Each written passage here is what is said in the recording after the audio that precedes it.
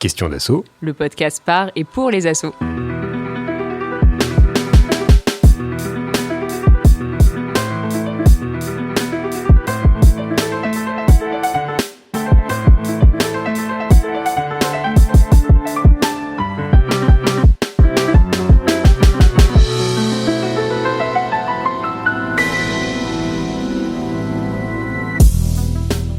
Les membres ne restent jamais éternellement.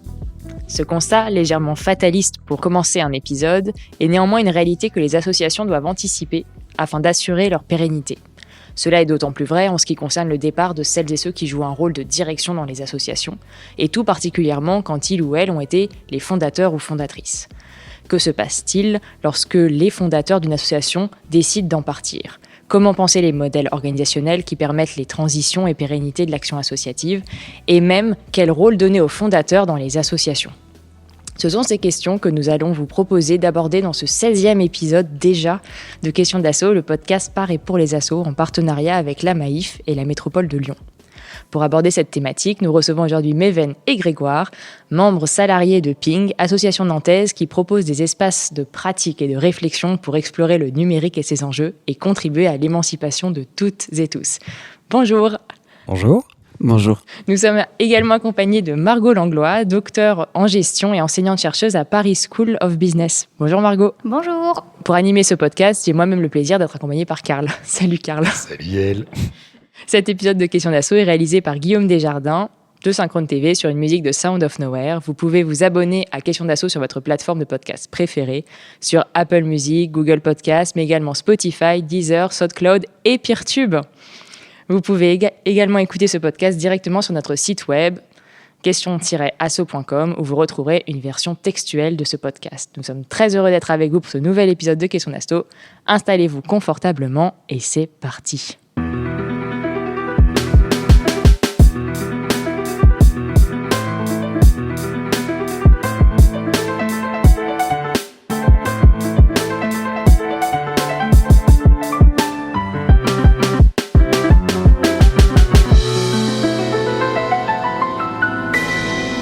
Karl, c'est ton tour pour l'édito. Merci beaucoup Yael.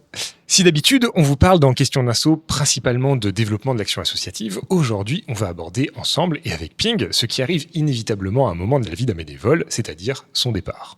En l'occurrence, on va ici parler d'un type de bénévole particulier, celles et ceux qui fondent des associations. Bon, il se trouve que ce sujet nous intéresse avec Yael puisque nous avons respectivement cofondé nos associations, le Mouton Numérique et Designer Éthique. Et la question du départ des fondateurs est donc une étape qui nous concerne directement et qui concerne même d'autant plus Yael que moi puisque tu es précisément en train de quitter la direction du Mouton. D'ailleurs, nous sommes tous les deux dans une situation encore plus particulière puisque nous avons cofondé ces associations, donc avec d'autres personnes, ce qui n'est pas sans poser d'autres problématiques. On en refera peut-être un épisode un jour. Alors pourquoi le départ des fondateurs est-il plus particulièrement un sujet que celui d'autres dirigeants de l'association, voire d'autres membres ? Eh bien, selon moi, parce que ces fondateurs jouent un double rôle dans la vie de l'association. Premier rôle, ils portent la responsabilité de l'activité associative. En tant qu'initiateurs du projet associatif, ces fondateurs prennent un engagement moral à s'investir suffisamment dans l'association pour que celle-ci perdure dans le temps. A priori, personne ne crée une association pour faire le constat 6 mois plus tard qu'il n'y a plus de membres actifs et que l'association périclite. Partir, c'est donc assumer le risque que l'engagement associatif des membres ne soit pas du même ordre que celui qu'on avait nous-mêmes projeté. Le deuxième rôle fort des fondateurs, c'est la définition du projet associatif. Pourquoi l'association existe, qu'est-ce qu'elle cherche à produire comme effet, et donc quelle est son activité ? Partir, c'est là aussi assumer que le projet associatif évolue, car il sera repris par les prochains membres et dirigeants de l'association, et ces derniers auront nécessairement une vision différente, parfois même opposée. On vous renvoie ici à notre épisode avec Radio Albiges pour comprendre à quel point une direction d'association peut aller dans un sens opposé à la vocation initiale de cette même association. Sauf que tout ce que je vous raconte là, c'est le point de vue du fondateur qui chérit son bébé et qui craint de le voir transformer, voire pire, de le voir mourir après son départ. Un point de vue particulier, certes, mais compréhensible, tant l'investissement dans un projet associatif peut être fort et sur de nombreuses années. Je suis sûr que toutes les auditrices et les auditeurs qui sont fortement investis dans leurs associations depuis de nombreuses années comprendront ce sentiment. Mais qu'en pensent les autres membres de l'association ? L'avis des fondateurs, finalement, doit-il être si important dans la vie et le devenir de l'association ? Rappelons qu'une association n'appartient ni à ses membres ni à ses fondateurs et que ses statuts sont finalement là pour la protéger d'éventuelles dérives d'orientation ou de gestion de ces derniers. Finalement, la situation du ou des fondateurs initiaux omniprésents dans la vie de l'association, si elle se justifie d'un point de vue pratique dans les premières années, elle porte tout de même une dimension dirigiste qui laisse le plus souvent peu de place à la démocratie associative. Là encore, Yael et moi, on peut en témoigner, les premières versions des statuts de nos associations respectives laissaient peu, voire pas de pouvoir aux autres membres de l'association. Et en tout cas, dans mon cas, il a fallu pas mal d'années pour que ça évolue. Et on est d'ailleurs toujours en train de le faire évoluer. Ces constats nous amènent donc inévitablement à devoir considérer le départ des fondateurs, non pas comme un risque pour l'association, mais comme une étape probablement nécessaire de mue de l'association vers une gouvernance plus démocratique, partagée, et qui passera, s'il le faut, par une reconfiguration du projet associatif. Le tout en évitant l'émergence d'un nouveau dirigeant omniprésent pendant une autre décennie, ce qui nous renverrait à la case départ, et en évitant également qu'elle périclite en l'absence de volonté d'engagement des autres membres. Bon, je dois vous avouer qu'en formulant tout ça, je me fais un peu peur à moi-même, et donc c'est bien pour lever ces peurs que nous avons décidé de faire cet épisode non pas avec un fondateur d'association qui en serait parti, ce qui nous aurait amené à parler finalement de son ressentiment, mais avec celles et ceux qui ont pris la suite après le départ du fondateur de leur association, c'est-à-dire les salariés et les bénévoles de l'association Ping, aujourd'hui représentés par Méven et par Grégoire. Rebonjour à tous les deux. Rebonjour. Rebonjour Karl. Méven, Grégoire, merci d'être avec nous aujourd'hui pour partager le mode de fonctionnement de Ping et nous expliquer un peu comment s'est passée la transition.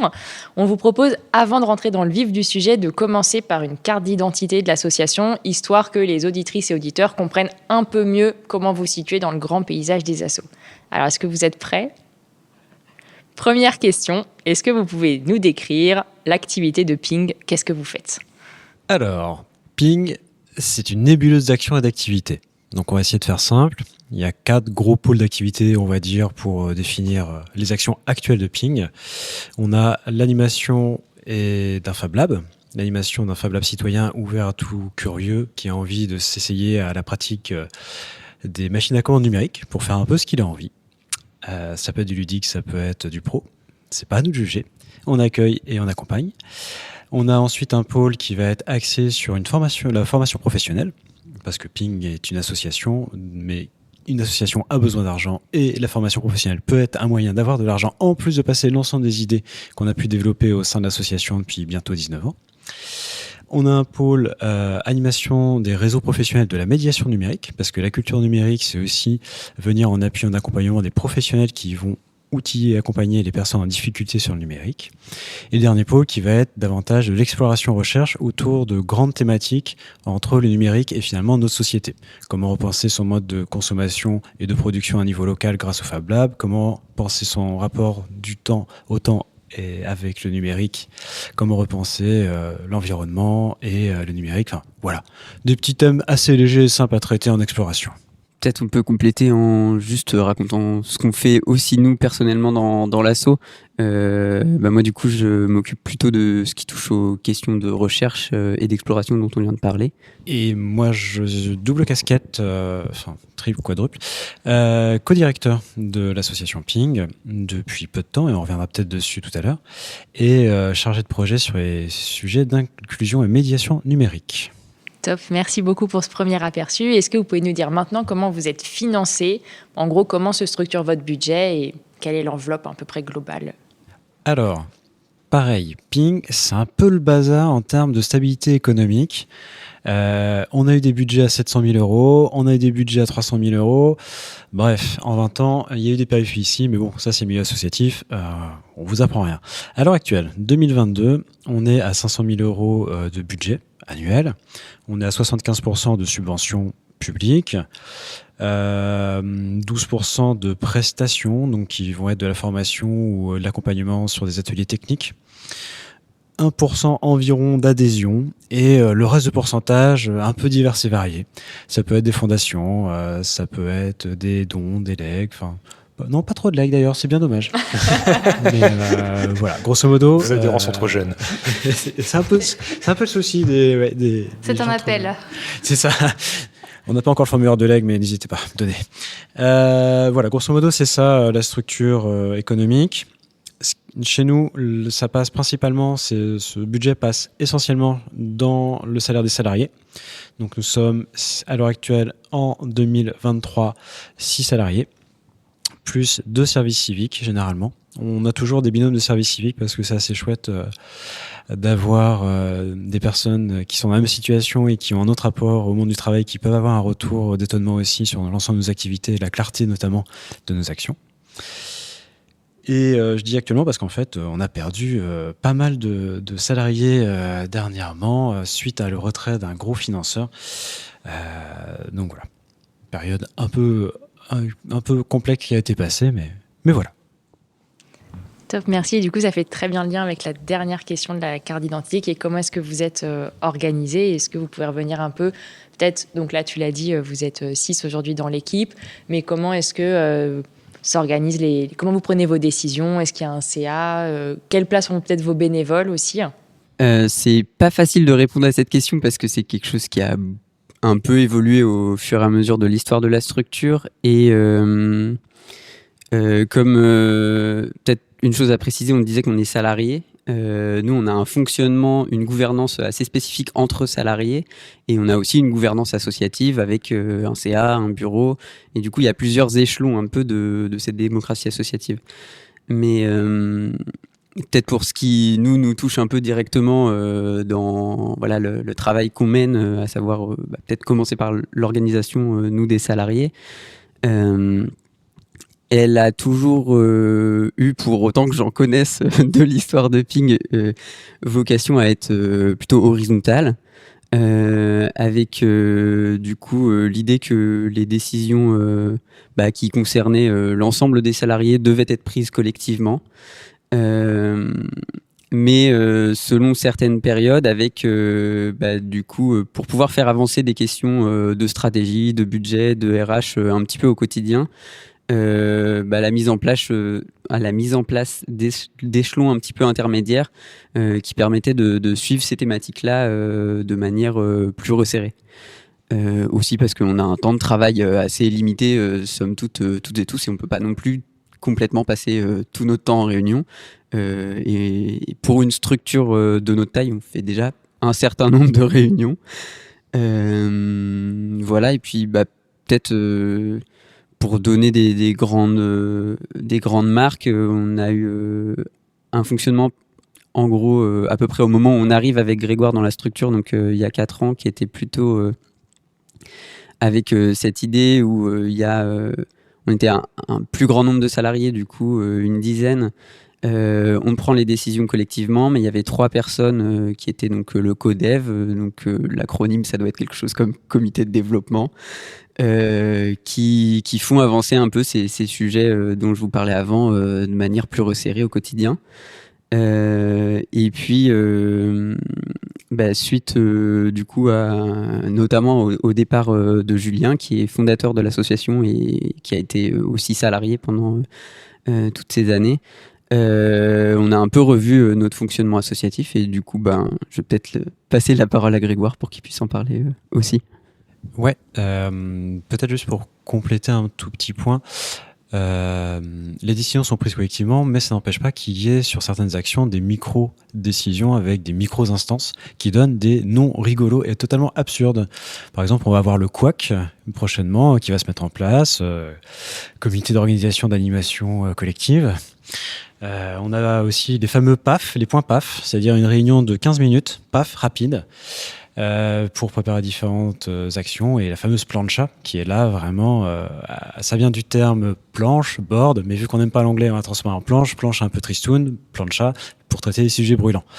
Donc là, plancha, c'est tout le monde qui est autour de la table et on aborde absolument toutes les thématiques, mais en effet sur des actions, on sait que le Maven a très bien dit, ça prend beaucoup de temps, donc on n'est pas tout le temps mobilisé sur chacune des décisions en permanence, et il y a des micros task force, j'aime pas ce terme, mais en tout cas des micro-groupes qui se réunissent et qui prennent des décisions. Ça, c'est côté salarié. Après, en effet, on est dans une association, donc on a un CA, on a un bureau, et une grande transparence aussi dans les informations, et finalement, l'initiative d'une activité ou d'une action peut provenir des 2 pôles.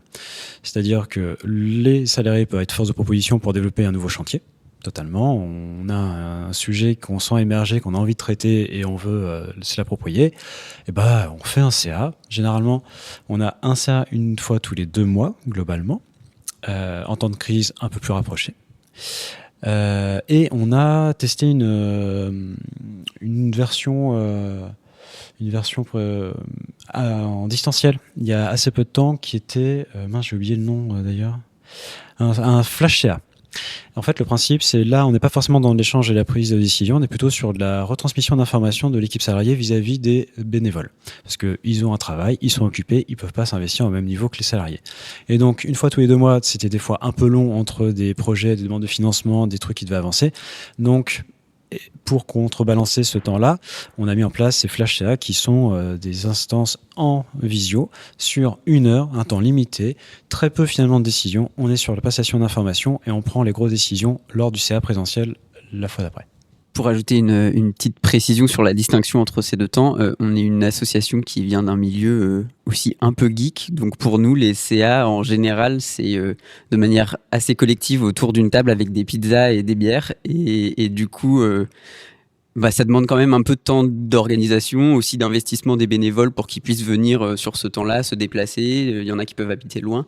Donc ce flash CA, c'est aussi un intermède à distance qui fait que des gens peuvent participer peut-être de manière un peu plus rapprochée. Ouais, carrément.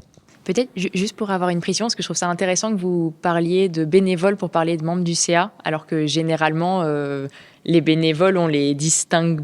Enfin, je sais... Ouais, on a un souci sémantique à Ping entre adhérents, bénévoles, membres. On n'arrive pas à faire une distinction très clairement. Enfin, je trouve, personnellement, tu pourras me contredire sans souci. Mais nous, les bénévoles, c'est des membres de l'association, dans le sens ils sont à jour de leur cotisation. On prend le terme juridique classique. Mais en vrai, les projets de Ping sont tellement en partenariat avec énormément de structures qu'on a plein de membres qui sont, plein de bénévoles qui sont pas forcément membres tout le temps non plus. Par exemple, là, à côté, où on enregistre à Hyperlien, à côté, il y a un bénévole du Human Lab, une structure qui cohabite avec nous dans le lieu. Bon, c'est pas le sujet du podcast, mais c'est juste pour dire, il gravite là et finalement, il nous file aussi des coups de main de temps en temps sur des actions que nous, on peut mener. Alors, pas ce bénévole-là particulièrement, c'est un mauvais exemple, mais il y a d'autres bénévoles de structures avec qui on gravite et qui finalement contribuent à l'activité de l'association Ping sans pour autant qu'ils aient leur carte de membre, qu'ils soient adhérents, qu'ils soient à jour des cotisations. Et en fait, c'est pas très grave. Il y a plein d'acteurs avec qui on collabore et c'est pour ça, membres, adhérents, bénévoles, c'est plutôt le sens de l'engagement et l'investissement temps que les gens sont prêts à mettre. Et l'utilisation du terme bénévole est plutôt dans ce sens-là. Je suis prêt à donner du temps au projet et adhérent est plutôt je viens consommer une partie du projet et peut-être ultérieurement je donnerai du temps, mais pour le moment je suis pas dans ce statut-là.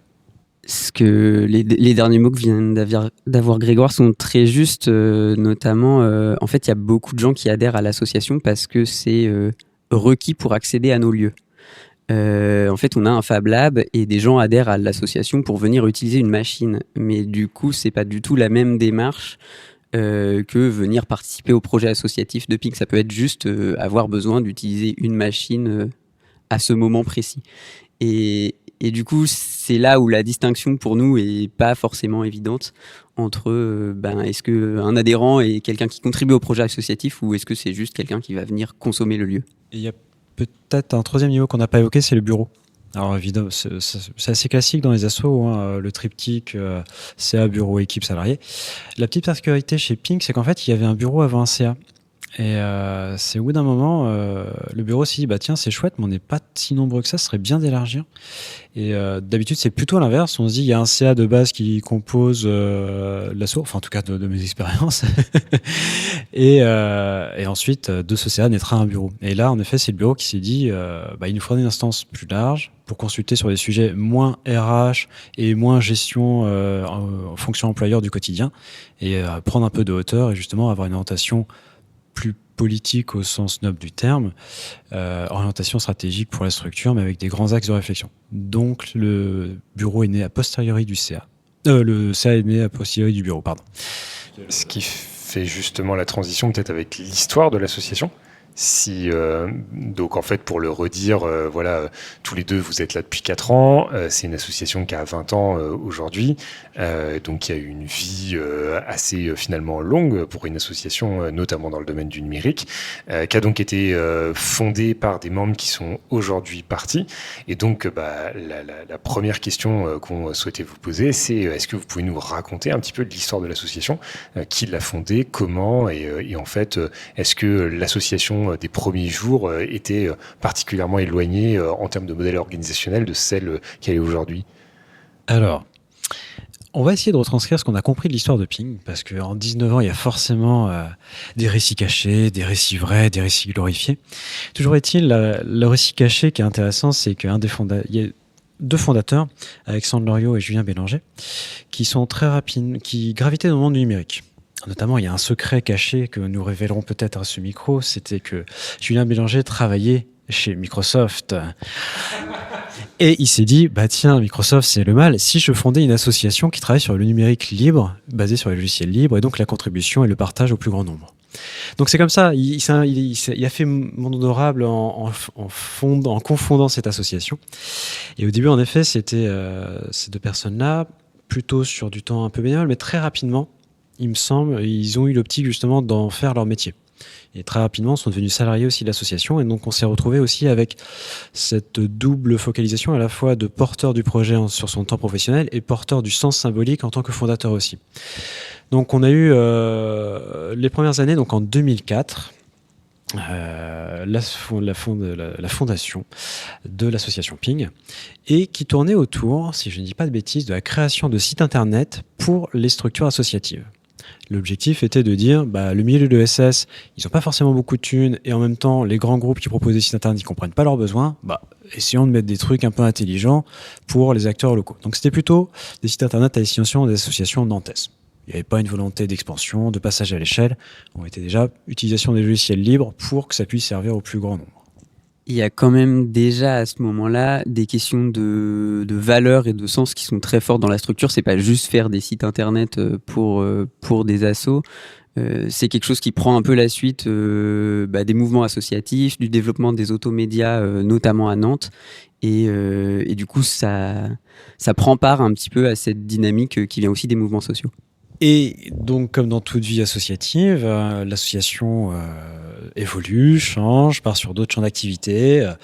On a pu explorer les arts numériques dans les années 2006, partir sur les Media Labs en 2011. Puis tout d'un coup, il y a un truc qui émerge du côté du MIT, un truc comme les Fab Labs, et on se dit, tiens, ce serait chouette d'en faire un, mais pas tout seul. Donc, on va voir des écoles de Nantes, on va voir 2-3 acteurs, on essaye de fonder le premier Fab Lab de Ping, parce qu'il y en aura d'autres par la suite. Plateforme C, dans un magnifique hangar mal isolé, avec un peu d'amiante et des pigeons.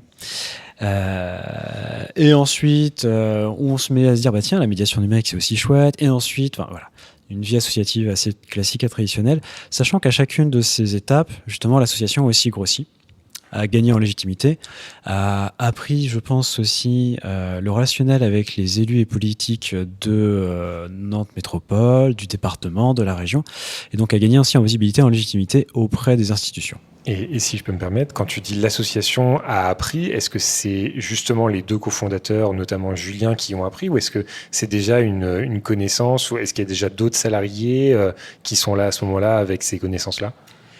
Alors, très rapidement, je crois que de 2, ils sont passés à 4, de mémoire. Et je ne sais pas si Julien écoutera ce podcast un jour, mais tant pis, je me lâche. Je crois que c'est dans l'ouvrage de Starhawk, où il y a la typologie justement des personnes dans la construction d'un projet collectif. Julien est un corbeau. Il voit de loin, il voit de haut, il a une idée d'un projet super intéressant, mais dans la structuration, des fois, c'est un peu plus compliqué. Et donc, très rapidement, ils se sont entourés d'une personne qui est en capacité de structurer le projet, de le cadrer, de le normer, de dire non mais là c'est n'importe quoi, on va redescendre un tout petit peu d'un niveau et ça sera quand même très bien. Et je pense qu'il y a eu cette intelligence collective, et là je peux pas dire est-ce que c'est Julien, est-ce que c'est les deux, est-ce que c'est les bénévoles qui sont entourés le projet aussi à la naissance, qui ont permis d'avoir ce bon casting, mais j'ai l'impression une des forces qui a eu à Ping et qui a toujours, c'est complémentarité dans les profils entre le visionnaire, le gestionnaire, la personne qui fait la relation entre les acteurs à la fois au sein de l'équipe mais aussi avec les adhérents et les bénévoles, et le relationnel avec les institutionnels. Donc Ping est donc au début, ça a un peu constitué ces différentes typologies d'acteurs. En tout cas, encore une fois, avec le recul qu'on a 4 ans d'ancienneté dans la structure, c'est comme ça qu'on a compris son histoire, et quand on a interrogé Julien, en effet, sur les personnes, quand il était encore là, de qui composait le collectif de Ping au début. Donc, voilà, c'est pas forcément lui qui incarnait le fondateur qui incarnait les relations avec les institutionnels tout le temps. Mais par moments, c'était lui qu'on envoyait quand même faire des discours, serrer des pattes, manger à des cocktails. Et surtout, il avait une posture très désinvolte qui était très rafraîchissante dans ces milieux-là et qui a fait du bien à la fois pour sa santé mentale à lui et qui a fait du bien à la structure associative de Ping en étant « Ok, vous faites des choses sérieuses et potentiellement un peu compliquées, mais en même temps, vous êtes totalement accessible et vous pouvez travailler avec un peu tout le monde. » Même si on insulte les GAFAM régulièrement lors de ces réunions-là. Mais bon, c'est une autre histoire. Si on veut faire des sauts dans le temps et arriver un peu plus proche de nous, je pense que c'est... Mais je vais pas faire de la psychologie sur Julien, mais je pense que c'est des choses qui font que, au bout d'un moment, c'était aussi lourd à porter. De se retrouver à être le point nodal, la face publique en fait de l'iceberg Ping. C'était en fait c'est un collectif avec des profils très divers qui est compliqué à expliquer parce qu'on fait plein de choses et du coup c'était facile d'avoir une personne un peu cible vers laquelle se tourner pour chaque personne qui avait une question pour la structure et ça fait partie des choses qui dans la transition ont dû nous pousser un peu dans les retranchements de continuer à maintenir ces liens, continuer à faire en sorte que ce travail un peu relationnel quotidien que lui acceptait de mener, même sur son temps personnel, même potentiellement des fois les soirs et les week-ends, qui sont des choses que, à titre personnel, moi je ne m'autorise pas à faire et j'ai pas vraiment d'appétence pour ça. Je pense pas que ce soit le cas de Grégoire beaucoup non plus. Donc voilà, c'est des fonctionnements qui avaient été ancrés au fur et à mesure et qu'à un moment, soit on a essayé de déconstruire, soit on a essayé aussi de poursuivre parce que c'était aussi nécessaire pour la pérennité de la structure. Vous avez pas du tout parlé, et peut-être que vous savez pas non plus comment ça se passait à ce moment-là, mais du rôle justement des bénévoles, du conseil d'administration, du bureau. Est-ce que c'est des personnes qui jouent un rôle dans cette histoire de l'évolution de l'association ? Comment est-ce que en fait se fait ce lien entre les adhérents et les salariés ? Il y a beaucoup d'adhérents qui sont rentrés donc au CA et dans les instances de gouvernance de Ping, qui étaient des usagers des lieux. Et en fait, la majorité, quasiment l'intégralité, en fait, je suis en train de me dire, du CA, ce sont des gens qui sont passés soit dans le Fab Lab, soit dans des workshops exploration, soit dans des Summer Labs, enfin, des formats d'activités qu'on proposait. Donc à chaque fois, les acteurs qui sont venus au sein de la gouvernance, ce ne sont pas des acteurs qu'on a été chercher à l'extérieur pour gagner un carnet d'adresses, pour avoir du prestige relationnel auprès d'élus, etc. Et donc, ils ont joué un rôle de fait parce qu'ils connaissaient le lieu, ils connaissaient les structures, ils connaissaient le fonctionnement et ils participaient à certains projets justement de la structure. Donc, ils étaient moteurs et référents sur certains sujets. Il y en a qui sont parés des sujets Fab Lab, très clairement. Il y en a qui sont parés des sujets exploration. Et donc, c'est comme ça qu'ils sont montés en fait au CA. C'est comme ça qu'ils sont impliqués, c'est comme ça qu'ils ont contribué au projet. C'était plutôt une forme, je pense, de binôme bénévole-salarié un peu informel et un peu lâche, souple, dans le sens souple, pas du tout lâche, il se cachait derrière le salarié, pas du tout, où en fonction des besoins, ils étaient mobilisés, sollicités, ou eux-mêmes se sentaient le besoin de mobiliser les salariés pour construire un nouveau projet. Et donc c'était vraiment du cas par cas, et en fonction des besoins de la structure et des envies des bénévoles. C'est plutôt de cette manière-là. Après, il y a un élément qu'on n'a pas encore évoqué jusqu'à présent, où on n'est absolument pas exemplaire, et il faudrait pas le dire, c'est notre président. Ah, on veut savoir. Notre président, ça fait quoi ? Allez, 5 ans ? Non, ça fait 4 ans qu'on a la structure. Ça fait 3 ans et demi qu'il dit qu'il veut partir. Parce qu'en fait, ça fait très, très, très longtemps qu'il est à la tête de Ping. Je me demande si c'est pas le seul président qu'on a eu. Ah ouais ? J'ai un doute. Alexandre ? Non, parce que quand tu lis les statuts, il me semble qu'ils sont déposés au nom de la femme de Julien. C'est vrai. Oui, si t'as raison, c'était Isabelle au début, ouais, exact. Bref, et en fait, on a quand même ce bénévole président qui n'est pas fondateur, mais qui est plus que moteur quand même dans les activités, et qui a conscience qu'il faut lâcher, qui a conscience qu'il faut partir, et il veut partir. Et en fait, là, c'est plus nous, l'équipe salariée, sur ce moment de transition, parce que tout à l'heure, j'évoquais Hyperlien, c'est un nouveau lieu, c'est de l'investissement massif, c'est des complexités, justement, en termes de financement et de RH, et nous, on D'ailleurs, avait peut-être- besoin de s'habiter là-dessus. Est-ce que tu peux, parce que je pense que c'est un peu structurant pour la suite, peut-être revenir sur, je sais pas, une histoire de Ping à travers ces lieux? Ouais, bien sûr. On va essayer de faire court quand même. Plateforme C, premier Fab Lab citoyen à Nantes et un des premiers en France, 2013. L'objectif est encore une fois de démocratiser l'apprentissage des technologies numériques et que tout le monde puisse les approprier, les détourner pour faire ce qu'il a envie. Et là, on agrège justement une communauté bénévole bricoleur. Enfin, bricoleur. Presque un peu ingénieur, je dirais. Designer-ingénieur qui dit bah tiens chouette, un lieu de créativité et d'émancipation sans le carcan administratif d'une école. Enfin, je schématise et je vais peut-être froisser les universitaires autour de la table, mais voilà, il y avait plus de liberté de création. Expérimentation qui s'est fait en lien quand même avec les collectivités territoriales, à savoir Nantes Métropole et la délégation de services publics de l'île de Nantes, où dès le départ c'était transitoire. On vous met ce hangar mal isolé avec de l'amiante et des pigeons pour une durée limitée, en attendant qu'on réaffecte un bâtiment qui arrivera prochainement, tout beau, tout neuf, pour vraiment pousser l'expérience encore plus loin. Bon, bah, le transitoire, il a duré 8 ans 9 ans Pas loin de 10 Ouais. Donc c'était un transitoire un peu long. Mais c'était intéressant. Ça a permis de voir des choses. On est parti au début avec un collectif d'acteurs associatifs, créatifs culturels, designers, ingénieurs. Petit à petit, ça a été aussi plus compliqué de maintenir une gouvernance collective entre toutes les structures parce qu'elles ont créé leur Fab Lab dans leur propre lieu de formation. Et on s'est retrouvé finalement à porter le plateforme C de plus en plus seul, entre guillemets, d'un point de vue politique, mais de plus en plus diversifié dans les adhérents et les usagers. Donc c'est intéressant aussi, vu que ce sont les adhérents ensuite qui montent à la gouvernance et qui viennent revitaliser aussi ces instances de décision. Donc ça, c'est le premier lieu, c'était Plateforme C, qu'on a fermé en décembre dernier. On a fermé pour la dernière fois les portes de ce hangar, mal isolé, qu'on aime quand même beaucoup, malgré le fait qu'on devait bosser en moufle en hiver. Ensuite, on a développé du côté du quartier du Breil, un quartier politique de la ville à Nantes, un atelier partagé. L'objectif de l'atelier partagé était un peu de reprendre la dynamique des jardins partagés, mais appliqué justement à la notion de bricolage convivial. Comment dans un quartier on peut amener un espace de création, de réparation, de bifurcation aussi professionnelle pour certains acteurs du quartier, en mettant à la fois en place un espace convivial, des machines, des outils et des compétences pour accompagner les personnes à monter en autonomie sur l'usage des pratiques technologiques et numériques. Là, il y avait moins une focale designer, il y avait plus, je pense à une personne en particulier, une retraitée qui vient réparer sa cafetière à la base au atelier partagé. Puis après, elle se rend compte, mince, vous avez une imprimante 3D, ça marche comment ? Je dois faire une pièce pour mon Aspiro. Bon, très bien, faites cette pièce-là, on vous apprend, on vous montre.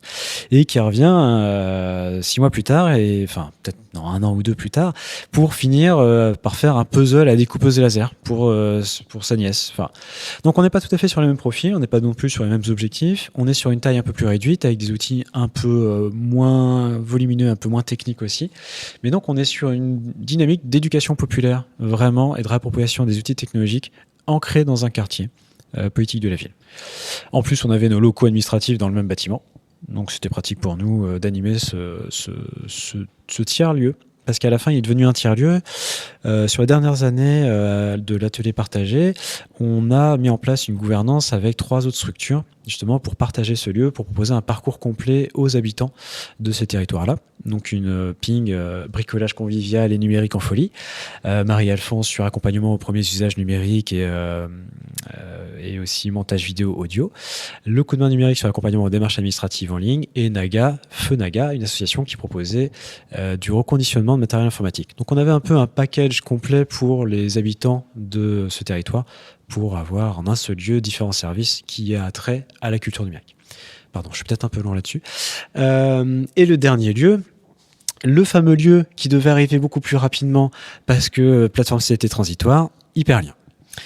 Hyperlien, un projet dont la genèse a donc commencé en 2016, en fait, c'est ça, je crois. On en a parlé hier soir parce qu'on a, à l'heure actuelle, hier était l'inauguration de ce nouveau lieu. Lieu qui a donné bien des sueurs froides aux bénévoles, aux salariés, parce qu'il a mis presque 7 ans à émerger. Donc, Mais ça vaut le coup. Et ça vaut le coup, ça vaut totalement le coup. Ce lieu est magnifique. On y est. Pas encore assez sale à notre goût, il va falloir quand même qu'on le crade un peu, mais pour l'esprit Fab Lab. Ouais, mais là, il est neuf, il est propre. Il est propre, tout à fait. Et donc oui, Hyperlien qu'on a attendu longtemps, qui a épuisé quand même aussi les équipes salariées, parce que il a mis longtemps à émerger de terre. Donc à un moment, on avait les finances pour l'intégralité du lieu. Sauf que le Covid est arrivé, donc le chantier est 2 ans mis en pause. Or, l'État qui nous finançait a dit bah non, vous devez dépenser les crédits quand on vous les a donnés, pas 2 ans plus tard. Donc on repart en mode ah bon bah on va voir si on y va. Ah et puis finalement le Nantes Métropole nous dit si on vous soutient à mort et la région nous dit ok aussi. Bon bah on y retourne puis finalement la région dit non on vous soutient plus, on vous enlève des sous. Ah bon ok. Et en fait ça a été un jeu de dents de scie permanent avec ce projet. Qui a épuisé, donc je disais, les équipes. C'est pour ça aussi qu'il y a une phase de turnover d'une partie de l'équipe qui était plus ancienne aussi. On avait Julien qui avait 20 ans, on avait Charlotte qui avait passé 12 ans, je crois, de mémoire, on avait Maël, 10 ans, Mona, c'était son premier emploi. Donc on a une génération aussi de salariés qui était très moteur, qui portait énormément le projet dans leurs valeurs personnelles aussi et professionnelles, qui a passé le relais justement à une autre équipe de nouvelle génération sur la fin de l'arrivée dans Hyperlien. Donc ils sont arrêtés en gros à 2 mètres de la ligne d'arrivée. C'est pour ça que hier ils étaient contents de faire la fête avec nous pour voir ce lieu ouvert. Et les bénévoles c'est pareil. En fait, là je parle de l'équipe salariée, mais en fait, il y a une période où chaque semaine il y avait une réunion avec le bureau, toutes les 2 semaines avec le CA en disant voilà où on en est, qu'est-ce qu'on fait, comment on active les contacts, etc. etc. Donc ces lieux en fait ils incarnent aussi la vitalité associative de Ping dans ses diversités, dans ses publics et dans justement les partenaires et les personnes impliquées dans ces lieux-là. Parce que j'ai oublié de dire, Hyperlien c'est pas que l'association Ping, c'est aussi le Human Lab de la page 44 qui travaille sur la question du handicap et Fab Lab. Comment on utilise un Fab Lab pour améliorer les situations de vie des personnes porteuses de handicap. Et la Maison du Libre qui travaille sur le reconditionnement et la promotion des logiciels libres pour que ça puisse servir au plus grand nombre. Donc voilà, ces lieux-là, ils incarnent aussi finalement la philosophie de Ping, comment on le porte à plusieurs, comment on implique différents publics et acteurs dans ces lieux-là, comment ils s'emparent et détournent les usages aussi de ces lieux. Parce que j'ai un peu passé sous silence, il y a certains chantiers qui ont été lancés par des bénévoles spécifiques que nous on n'aurait pas forcément lancé en tant que salariés, et donc c'est chouette aussi de voir le projet croître, naître, puis après les bénévoles ils ont plus le temps donc ça décroît, puis un jour il y a un autre pool de bénévoles qui revient qui dit mais c'est quoi cette machine dans le fond là, ça c'est une CNC, ça te dit ouais vas-y on se remet dessus et ça repart et puis ça s'arrête et puis enfin voilà, mais ça c'est chouette, c'est quand même la vie des lieux. Bah écoute, merci beaucoup. Et justement, ça permet peut-être de faire lien. Je trouve que c'était assez intéressant ce détour parce que finalement, donc Julien, on a compris que c'était quelqu'un d'important dans le récit de Ping et dans l'histoire. En fait, c'est précisément à ce moment du passage dans ce nouveau lieu et du coup, j'allais dire aussi de ce moment un peu de crise compliqué avec ces questions de financement, ces retards et cet épuisement que tu as très bien décrit. En fait, il va décider de partir. Du coup, est-ce que vous pouvez un peu nous raconter ça et en plus, même là, de ce que tu as dit, au-delà de Julien, c'est pas que Julien, mais en fait, c'est carrément peut-être une équipe salariée qui part. Donc, est-ce que vous pouvez un peu nous raconter ça ? C'est effectivement très lié au lieu. C'est aussi, je pense, lié en partie à la situation de post-pandémie. Mais ouais, pour peut-être revenir à la question de la gouvernance un peu plus spécifiquement, j'ai dit tout à l'heure qu'on avait eu un fonctionnement pendant assez longtemps avec du coup deux strates, on va dire, des salariés qui décident de tout et un codev qui fait avancer un petit peu les sujets plus au quotidien. À la suite de la pandémie, on se fait accompagner en fait sur notamment la question de la gouvernance. Et c'est à ce moment-là en fait que notamment Julien prend la décision de nous annoncer qu'il va partir, et du coup c'est aussi un moment intéressant pour nous parce que c'est un moment où on se fait accompagner sur le sujet, donc en fait, on peut traiter directement le sujet et prendre le temps d'y réfléchir, et on le fait pas dans l'urgence à l'arrache, quoi. Et du coup, on se pose très concrètement la question de comment on veut continuer à fonctionner ensemble, avec plus une focale sur le fonctionnement interne à l'équipe salariée que sur le fonctionnement entre ces deux échelles, on va dire CA bureau et salarié. Et du coup, c'est un moment où on en profite pour revoir un petit peu cette histoire de codev, puisque en fait, les personnes qui le composent, de fait, vont partir.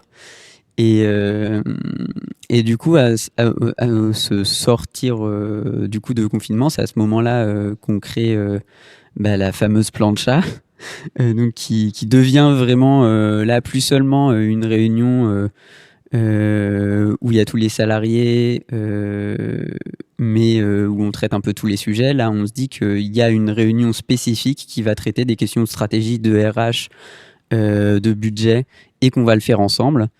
Et on efface en fait un petit peu, dans un premier temps, ce double fonctionnement à strat qu'on pouvait avoir avec l'existence du codev. Est-ce que peut-être tu peux nous expliquer comment ça fonctionne, ces réunions plancha ?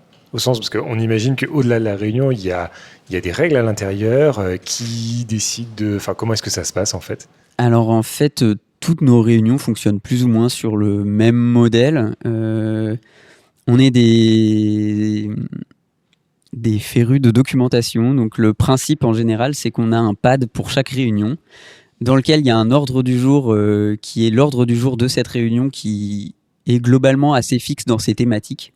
Toutes les réunions ont un ordre du jour qui est spécifique. Donc typiquement, la plancha, elle parle de RH, elle parle de budget, elle parle de partenariat, elle parle d'un certain nombre d'autres sujets qui sont un peu stratégiques comme ça. Et dedans, chacun des salariés, en fait, on a tous le lien du pad et on compose ensemble l'ordre du jour au fur et à mesure des sujets qui nous viennent et qui nous semblent être importants à traiter collectivement. Et donc, le fonctionnement d'une réunion, en fait, c'est qu'on reprend cet ordre du jour en projetant le pad. Il y a toujours quelqu'un qui fait de la prise de notes. Et puis, on traverse, on échange. En fait, chaque personne qui a mis un point le présente, on en discute. Quand il y a des décisions à prendre, on se donne des modes de décision qui ont un peu varié au fur et à mesure de l'époque, enfin des différentes époques de Ping, mais globalement ça tourne autour de procédures liées au consentement en général. Voilà un petit peu le modèle en fait de comment fonctionnent les réunions. Et pour revenir à cette histoire on décide de supprimer le codev entre guillemets, assez vite en fait on se rend compte du coup que ce qu'on disait avant en fait, il y avait un travail un peu souterrain qu'on n'avait pas trop mesuré, qui est tout un travail dont on parlait avant, qui est le travail de Julien en fait, qui était de parler à plein de gens tout le temps de plein de choses, et qui est un truc qui est difficilement mesurable en fait. Et que si on n'a pas cette personne visible, ou en tout cas ce truc dont les gens à l'extérieur de Ping interprètent que c'est lui qui décide, et en fait c'est compliqué. Et du coup à ce moment-là on se dit ok, on va essayer de trouver une manière de pallier à ça. Et c'est à ce moment-là qu'on crée ce qu'on appelle du coup la codirection. Donc Grégoire disait qu'il est le codirecteur avec une autre personne qui s'appelle Cécile. Donc cette codirection, je laisserai la parole à Grégoire pour qu'il puisse nous expliquer un peu son sentiment et ce que ça veut dire pour lui. Mais globalement, au moment où on se dit qu'on va créer ça, l'idée c'est qu'on ait du coup une personne ou un duo qui soit un peu identifié sur ces questions de stratégie, de partenariat pour l'extérieur, qu'on va continuer à les discuter collectivement parce que le fonctionnement de la structure il doit être horizontal, mais que effectivement on peut pas demander à nos interlocuteurs de connaître absolument tous les salariés de Ping et l'étendue de leurs prérogatives. Et donc pour revenir un petit peu sur cette fonction de co-directeur, bon, déjà elle est pas vieille parce qu'elle date du début de l'année, donc ça fait 9 mois qu'elle est en place. Et on n'est pas dans une codirection au sens lien hiérarchique subordonné avec les autres membres de l'équipe, et pas de rapport de management non plus. je ne sais pas si c'est une particularité chez nous, mais les postes de salariés sont très autonomes, avec les avantages et les inconvénients. Avantage, tu fais ce que tu veux. Inconvénient, tu fais ce que tu veux. Donc, le rôle de la codirection n'était pas de dire aux gens, tu fais ça, tu fais ci. C'était à la limite de venir en appui quand une personne éprouve le besoin justement de venir en parler. Bah tiens, j'ai un doute, j'arrive pas à savoir est-ce que je cadre bien mon projet, est-ce qu'il faut que j'invite tel partenaire, est-ce que tu penses que tu as mis bon. Et plutôt avoir un rôle ressource auprès de l'équipe quand la personne en ressent le besoin. Maven parlait en effet aussi d'un visage vers l'extérieur. Là, en effet, on est plutôt sur une bicéphalie vis-à-vis de l'extérieur. Mais c'est pas. Je nuancerais dans le sens où chaque partenaire stratégique propre à un projet d'un salarié, c'est le salarié qui va le gérer. Très clairement, Maven va travailler en lien avec les écoles d'archi et de design. C'est pas moi, en tant que co-directeur, qui va faire le rendez-vous. Il est bien maître quand même de ses relations et il connaît beaucoup mieux le sujet de son travail que moi. Par contre, un acteur extérieur qui n'a pas une porte d'entrée clairement identifiée sur un projet spécifique de ping, en effet, c'est Cécile et moi qui allons prendre le lien, qui va prendre la tâche. Relations institutionnelles, collectivité territoriale, qui peut être aussi un peu vaste et variée, ça va être plutôt en effet Cécile et moi qui allons faire cette interface. En disant, nous on connaît l'intérieur de Ping, on sait comment ça fonctionne, on sait vers qui on peut réorienter en interne. Ok, c'est nous la porte d'entrée. Et on joue ce rôle aussi de SAS dans certains cas. Des fois, on garde ce rôle d'interlocuteur privilégié pour faciliter et fluidifier les échanges. Et d'autres fois, on réoriente directement vers le salarié concerné quand on sent que bon, il n'y a pas besoin que ça passe par nous, ça va rouler tranquille, c'est un partenariat de confiance, il n'y a pas de risque pour les collègues, il n'y a pas de loup masqué non plus derrière, donc on peut y aller travailler en confiance. Mais sinon, voilà, on est un peu ce visage extérieur, mais pas tant que ça, enfin extérieur que pour ceux qui ne connaissent pas la structure. C'est plutôt ça dans ce sens. C'est neuf dans le sens où ça se construit aussi et on peut rajuster en permanence. De toute façon, la gouvernance, ça peut pas être quelque chose de figé. Enfin, personnellement, je suis convaincu que ça ne peut pas être quelque chose de figé. Il faut tout le temps de l'itératie dans les modes de décision et les prises de décision. Et donc, ça va peut-être encore évoluer. Donc là, on est en 2023. On tourne là-dessus. Revenez dans un an. On verra si c'est toujours pareil. Et je me permets une question parce que en fait, on a abordé là, le départ de votre fondateur, mais c'est toujours d'un point de vue très fonctionnel. Vous n'avez pas du tout parlé de l'émotionnel. Or, quand même, en général, quand on a un fondateur qui parle, il y a quand même un truc émotionnel qui se joue. Et identitaire aussi. Alors, je donne mon point de vue. C'était une surprise, en fait. Ça a été annoncé, en effet, ça a été travaillé suite à un travail sur la gouvernance, comme l'a dit Maven. Mais la conclusion n'était pas qu'il fallait qu'il parte. Et donc, c'est un cheminement mental qu'il a fait. Et donc, ça a un peu séché l'équipe. Enfin, en tout cas, moi, je l'ai perçu comme ça. Donc, grosse surprise, incompréhension. Mais pourquoi voyons, le projet est quand même chouette. Oui, Hyperlien, c'est un peu dur, mais ça va être chouette. Et donc, en fait, très rapidement, on commence à se poser la question, pourquoi est-ce que c'est notre relation qui est pas bonne? Est-ce que c'est la gouvernance qui tourne pas? Et en fait, on discute avec lui.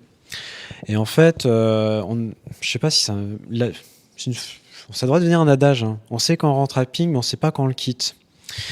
Hier, c'était l'inauguration. Il y avait tous les anciens salariés de l'assaut qui sont passés. Parce qu'en fait, ils sont attachés aux valeurs, ils sont attachés au projet. Et donc, oui, ça nous a surpris. Oui, ça nous a séché, mais en même temps, on comprenait les motivations intrinsèques de Julien. Il avait fondé l'assaut. C'est un moment de sa vie, il voulait voir d'autres choses professionnelles, il voulait tester d'autres milieux. Et on lui a dit, c'est chiant, ok, mais on comprend et on accepte. Donc, ce qui fait que ça a été surprenant, un peu dur, et en même temps, vu que les rôles étaient quand même bien répartis, on n'était pas non plus sur une gouvernance verticale. Maven parlait du triptyque, et en effet, c'était vraiment un triptyque. On avait une personne, Julien, vision lointaine, une personne qui structurait, une personne qui assurait aussi la gestion administrative. En fait, ce trinôme se complétait plutôt bien. Et donc, quand Julien est parti, on s'est dit, ok, on va juste essayer de garder la relation institutionnelle. Les autres salariés avaient suffisamment travaillé avec Julien pour être passeur aussi des valeurs et de la vision du projet de l'association. Et c'est pas comme si on enlevait la tête. C'est plutôt comme si on enlevait une partie du visage de Ping que les gens de l'extérieur voyaient, mais le lobe droit et le lobe gauche du cerveau, ils étaient toujours fonctionnels. Donc, voilà, ça c'est un peu mon ressenti, et à tel point qu'en fait, on l'a pas remplacé. Dans les fiches de poste, quand Julien est parti, on l'a pas remplacé. On n'a pas dit, tiens, il faut qu'on recrute quelqu'un d'autre qui avait le rôle de Julien. Déjà parce que c'est impossible. On s'est dit, en 19 ans, il a fait sa fiche de poste. Enfin, en 18 ans, 17 ans, il a fait sa fiche de poste. Impossible de mettre un autre Julien. Et de toute façon, ça n'a pas de sens. Donc, ça a facilité aussi la passation. On s'est dit, de toute façon, on remplace pas Julien. Son poste est très particulier. Ses relations étaient très particulières aussi avec les élus, avec tout le milieu, l'écosystème nantais, parce qu'il avait travaillé depuis de longues années. Et personne n'aurait pu reprendre ça aussi bien que lui. Donc voilà, et donc ça répond à moitié à ta question, mais émotionnellement, en fait, ça s'est plutôt bien passé et on le voyait régulièrement aussi revenir dans les locaux. Il a mis quelques mois à enlever les derniers cartons sur son bureau. Il nous emprunte régulièrement nos consoles techniques pour la prise de son. Donc voilà. Et il est pas très loin maintenant. Ah non, il est pas très loin. En plus, il est pas très loin géographiquement et pas très loin professionnellement. Il travaille à Chat FM, une radio associative nantaise avec qui on a des liens aussi. Donc, il n'a pas rejeté en bloc le projet. Il est toujours, on le croise régulièrement. Ça s'est fini de façon vraiment très agréable et sans qu'il y ait de sentiment de trahison non plus. En tout cas, de ma part. Donc, voilà. Mais c'est que mon ressenti, donc je vais peut-être laisser mes veines partager le sien. Non, mais je pense qu'on a des ressentis très proches. En fait, il est parti. Oui, ça procure un certain nombre d'émotions.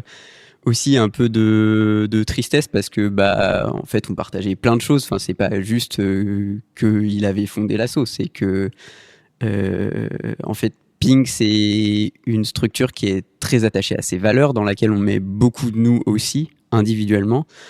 Chacun dans nos postes, en fait, une grosse partie du travail qu'on fait, je dirais, vient du dehors du travail. En fait, c'est nos idées, une partie de ce qui nous anime qui passe là-dedans. Et du coup, forcément, le fait que lui parte, c'était une petite partie qui reprenait aussi. Et peut-être que nous, en apportant d'autres bouts et puis aussi plein de choses qu'on partageait avec lui, on le continue d'une manière différente. Et ça a pas, je pense pas que ça ait ni transformer radicalement la structure, ni était particulièrement un fait émotionnellement marquant pour tout le monde. Et peut-être pour compléter, donc justement, tu citais Méven la question des valeurs, ou tout à l'heure Grégoire tu parlais de la vision. Est-ce que depuis qu'il est parti, est-ce que vous avez l'impression que les valeurs ont évolué, que la vision a un peu bougé? Est-ce que vous avez un peu changé vos activités, ou est-ce que y a vraiment une continuité? Est-ce qu'il y a eu un avant et un après, Julien? C'est une très bonne question. J'ai pas l'impression que ça ait tant que ça bougé. Par contre, peut-être que tout à l'heure Grégoire parlait de la désinvolture de Julien et de la manière avec laquelle il était capable d'arriver dans une réunion très institutionnelle avec un t-shirt fuck off Google et en étant très direct avec ses interlocuteurs. Après, c'est plus propre à nos tempéraments, mais on a beau parfois penser exactement la même chose, peut-être qu'on va pas le dire tout à fait de la même manière aux interlocuteurs qu'on a en face. Après, voilà, c'est plus des positionnements là qui restent, je dirais, intimes et personnels et plus liés à nos personnalités que des gros changements sur le plan des valeurs ou de l'ADN de ce qu'on met dans la structure. Je sais pas ce que t'en penses. Ouais, non, si, je te rejoins totalement. Je pense qu'on a peut-être perdu, par contre, un peu de légèreté et de grain de folie. Je me pose la question, mais c'était le tempérament de Julien aussi qui a amené ça, hein. Et je sais pas, est-ce que c'est situationnel parce que aussi nouveau lieu, donc enjeu de représentation, visibilité politique, ancrage dans un nouveau quartier, nouveaux partenariats, etc. Ou est-ce que c'était vraiment aussi le savoir-être de Julien qui, il te fait un schéma incompréhensible, ça le fait marrer, il insulte à demi-mot le financeur qui est dans la salle. Enfin, non, pas à demi-mot, j'exagère. Mais en tout cas, il détourne les codes traditionnels de la relation avec le financeur. Et donc, je pense pas que le sens du projet est globalement... En fait, d'un point de vue projet, non. Je dirais pas qu'il y a un avant et un après. D'un point de vue légèreté et grain de folie, peut-être. Mais est-ce que c'est dû à la personne ou à la situation? Impossible de le savoir pour le moment. Et vous avez tous les deux plusieurs fois mentionné la vision lointaine qu'ils portaient.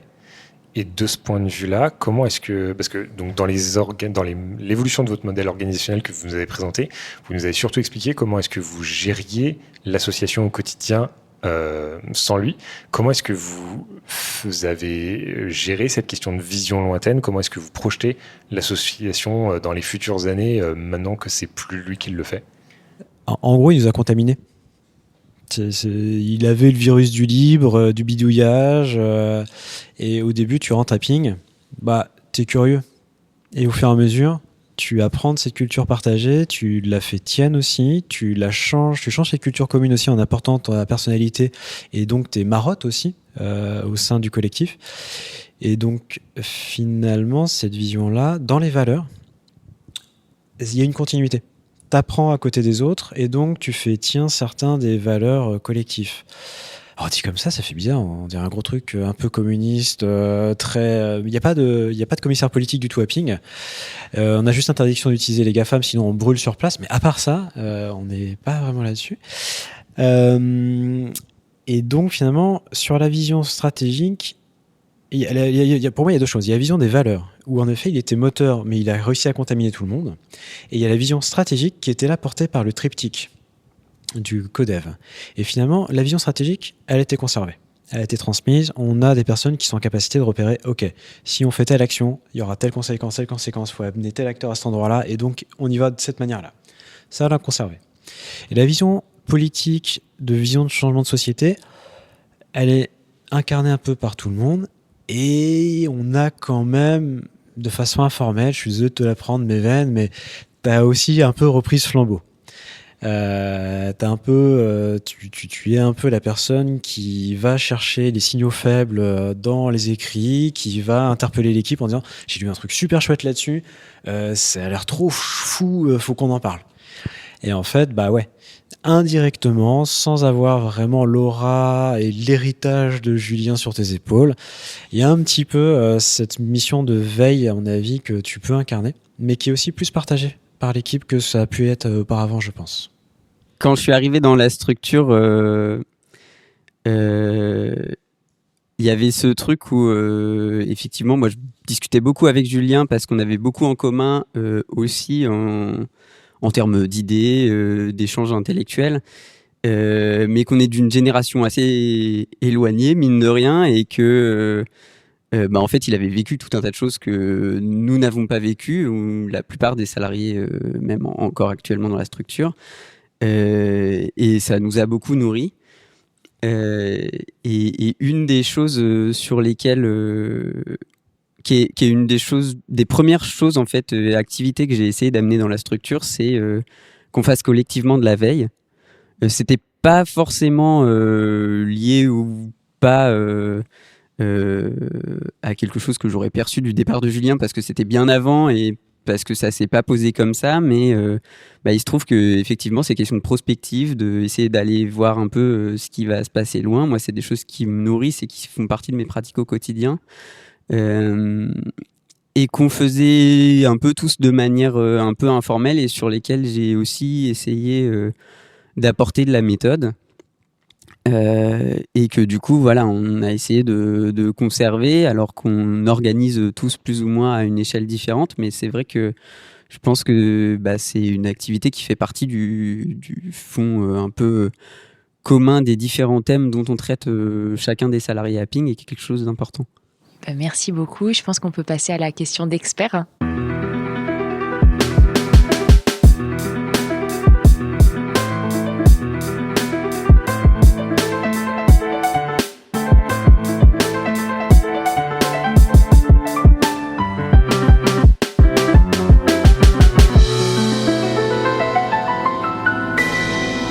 Et aujourd'hui, notre expert est Margot Langlois. Rebonjour Margot.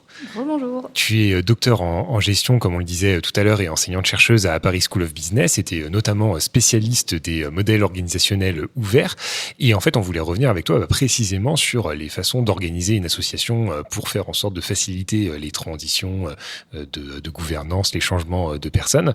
Et donc, peut-être qu'on peut commencer avec une question assez simple. Est-ce que le modèle de Ping fait écho à des choses, enfin, l'expérience de Ping a fait écho à des choses que toi, tu as déjà pu voir dans tes travaux de recherche? Est-ce que tu as suivi ou vu des départs de fondateurs d'associations? Comment est-ce que ça s'est passé dans ces cas-là? Voilà. Est-ce que dans tes recherches, ça fait écho? Oui, complètement. Alors peut-être, ça me semblerait important qu'on revienne un peu sur la définition de ce que c'est en fait le rôle de fondateur, parce qu'il y a quand même eu pas mal de recherches là-dessus. Alors c'est vrai que c'est plus sur le fondateur de façon générale et sur les entreprises, mais il y a quand même pas mal de choses qui sont quand même communes entre les assos et les entreprises sur ce rôle spécifique de fondateur. On en a parlé, ça peut être un fondateur, une fondatrice ou un groupe de fondateurs et de fondatrices. C'est quelque chose qui n'est pas défini par la loi, comme ça peut être le cas par d'autres rôles, par exemple la présidence, la propriété. Donc ça veut dire que on n'a pas d'autorité structurelle ou de rémunération particulière parce qu'on est fondateur ou fondatrice. On en a parlé, c'est un rôle d'architecte finalement initial de l'organisation. Donc ce qui veut dire aussi que cette qualité en fait d'être fondateur, fondatrice, elle est autoproclamée ou alors elle est reconnue par l'extérieur. Et donc effectivement, c'est davantage une question de légitimité, notamment auprès du collectif qu'on a commencé à fonder avec effectivement son association. Alors, le rôle de fondateur, normalement, il est censé s'arrêter quand l'organisation devient réellement opérationnelle. Mais en fait, ce qu'on s'aperçoit dans la recherche, c'est que son influence, elle peut persister. Alors, notamment quand il ou elle assume d'autres fonctions dans l'organisation avant ou après le début des opérations. C'est assez fréquent, finalement, par exemple, dans une asso, qu'un fondateur devienne président ou devienne effectivement directeur général. Effectivement, en général, on reste quand même sur des échelons assez supérieurs de l'organisation. Ou ça peut être aussi un administrateur, mais bon, voilà, il y a quand même généralement toujours un lien.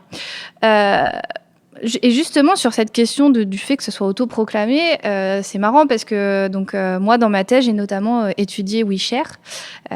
Et dans WeShare, il y a eu pas mal de débats sur deux personnes qui se sont en fait auto-désignées comme fondateurs, fondatrices. Et en fait, au sein de la communauté, ça a vraiment posé problème et des conflits parce que le titre n'était pas considéré comme légitime. Ils n'avaient pas créé l'association. Ils ont contribué à sa croissance parce qu'ils ont pris en charge des gros projets. Ils ont collaboré aussi beaucoup avec des personnes de la sphère politique. Et ils avaient aussi un rôle majeur dans les relations de l'association avec les médias. Et je pense que c'est aussi pour ça qu'ils se sont finalement attribués ce rôle. Parce que, on en a un petit peu parlé, mais c'est vrai que sur l'influence des fondateurs et des fondatrices, ce qu'on voit quand même en recherche, c'est que de façon générale, le fondateur ou la fondatrice jouit d'une image particulière, peut-être plus légitime, notamment auprès des parties prenantes externes, en fait. Donc c'est vrai que ça peut être aussi quelqu'un qui va plus facilement aller trouver de l'argent auprès d'investisseurs. C'est le visage, généralement, en fait, de l'organisation. Comme vous l'avez expliqué finalement sur Julie, c'était ça aussi. Donc effectivement, ça va être vraiment le point de référence, surtout parce que c'est aussi souvent quelqu'un qui va être visible. Et puis, d'autres éléments aussi importants sur le fondateur, c'est qu'en général, la personne qui fonde une association, une organisation en général, il va un peu imprimer sa marque. Il va définir comment elle va se structurer au départ, quelle est sa vision justement. C'est lui aussi ou elle qui va insuffler la culture d'entreprise, ou culture d'association, les valeurs, on en a parlé. Donc effectivement, il y a un rôle aussi identitaire qui est super fort en fait de la part du fondateur. Et puis du côté du fondateur aussi, on a quand même en général un engagement psychologique assez fort. T'en parlais, Karl, dans le début de ton intro, le côté c'est mon bébé, mon engagement, la volonté qu'il y ait finalement une continuation. Et clairement, c'est lié à l'ego et à l'autoréalisation des fondateurs, d'où aussi le fait que parfois certains ont du mal à partir de l'organisation. Pour donner aussi un exemple sur ce truc d'image, moi je pensais à Jimmy Wales, le fondateur de Wikipédia, Il est toujours au board aujourd'hui, mais il participe aux réunions de board, mais ça s'arrête là. Mais par contre, s'il y a quelques temps, vous étiez sur Wikipédia, vous avez pu voir qu'il y avait la campagne de dons et que c'était écrit « Jimmy Wells vous demande de l'aide ». Donc voilà, il est encore finalement cité dans la levée de fonds. C'est encore le visage de Wikipédia, alors que finalement, il a un rôle très minime depuis très longtemps. Et puis, vous évoquiez effectivement le fait que finalement, tôt ou tard, chaque membre de l'organisation va en partir. C'est le cas aussi des fondateurs. Tôt ou tard, le fondateur ou la fondatrice quitte l'organisation, volontairement ou non. Donc effectivement, c'est un vrai sujet. Alors, par rapport aux recherches que j'ai faites, et notamment à mon travail de thèse, moi, j'ai eu effectivement 2 cas d'organisation où j'ai pu toucher à cette question du départ des fondateurs, soit la voir directement, soit que ce soit quand même un gros élément dans la vie de l'organisation. Mais là où c'est marrant par rapport à ce que moi, j'ai pu observer, c'est que moi, en fait, j'ai vu que des cas où les fondateurs ont été poussés vers la sortie par les membres. Donc c'est un peu particulier. Effectivement, aussi pour donner un peu de contexte, les deux assos que j'ai étudiés, donc WeShare et puis l'autre qui est anonymisé dans ma thèse qui s'appelle M21S, ce sont des organisations ouvertes. Ça colle aussi pas mal avec Ping, qui visiblement résonne avec les cultures du libre et de l'open source. Donc, c'est-à-dire que dans ces assos-là, on va à fond valoriser tout ce qui est participation, transparence, on va donner une forte autonomie aux membres. Et effectivement, l'autocratie, c'est censé pas être très compatible avec ces modèles organisationnels ouverts. Donc, peut-être pour raconter un petit peu ce que j'ai vu, parce que je pense que c'est ce qui nous intéresse. Donc, en fait, au sein de M21S, j'y ai pas assisté, mais on m'a raconté, le fondateur prenait beaucoup de décisions tout seul. Il était aussi le président. Et en fait, lors d'une AG, les membres ont demandé à changer de modèle organisationnel pour mieux incarner leurs valeurs. Alors en particulier, cet asso-là, historiquement, c'était l'asso qui portait vraiment tout ce qui était autour de l'entreprise libérée. Et effectivement, l'idée, c'était un peu d'incarner ce qu'ils portaient eux-mêmes. Et c'était pas le cas avec une personne qui était dans un fonctionnement très autocratique. Donc, ils ont voulu changer de modèle, aller sur des modes de décision plus participatifs. Donc, ils ont mis en place un modèle assez proche de la sociocratie. Il n'a pas été réélu président et finalement, en fait, il est parti. Soyons honnêtes, il est un peu parti aussi par la force des choses, mais je pense aussi que émotionnellement, dans ces moments-là, ça doit être frustrant de se faire sortir et de ne pas reconnaître tout le travail qu'on a fait.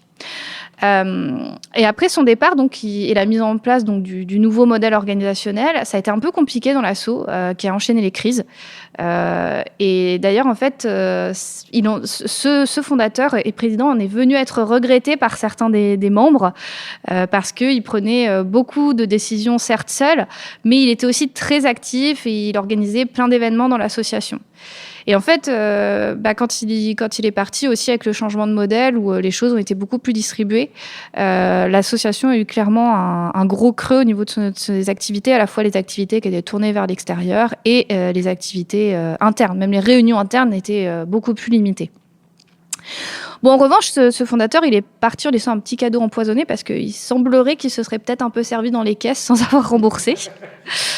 Mais ce qui est quand même étonnant et comme quoi le fondateur a quand même une image particulière auprès des membres, c'est que, en fait, et aussi par rapport aux valeurs de l'organisation, en fait, comme il avait donné vie à ce projet, les membres qui étaient là, qu'il avait vraiment connus, les membres les plus anciens, poussaient à pardonner et à ne pas sanctionner ce comportement. Alors moi, j'avoue que ça a été quelque chose qui m'a surpris, même choqué en fait, parce qu'on parlait là de comportements qui étaient même sanctionnés par la loi en fait.